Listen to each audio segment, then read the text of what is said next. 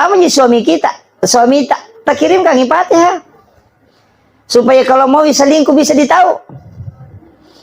Baru ada niat-niat masalahnya itu sudah kita bisa tahu. Kenapa? Karena memang terkoneksi. Karena ruh itu bersilaturahmi. Iya. Banyak perempuan itu bisa tahu kekurangan suaminya, apanya. Gara-gara itu begitu terkoneksi. Iya, kirimkan Fatihah. Jangan tidak dikirimkan Fatihah. Nabi bilang tidak mati, Ustaz. Nabi buka orang mati dikirimkan. Yang salah itu kalau bilang kira arwahi. Wah, itu jadi masalah itu. Nanti suaminya marah-marah. Belum Pak mati. Nah, itu ila ruh. Kita kirimkan itu supaya terkoneksi. Jadi kalau ada masalah, itu koneksi itu. Biar kalau HP kan bisa dinapaki orang berbohong. Jadi bukan HP yang berbohong, orangnya yang berbohong. HP itu jujur sekali, apa yang dibilang itu yang dibilang. Kalau yang pegang HP itu yang biasa berbohong. Makanya saya wasiatkan, pakai itu.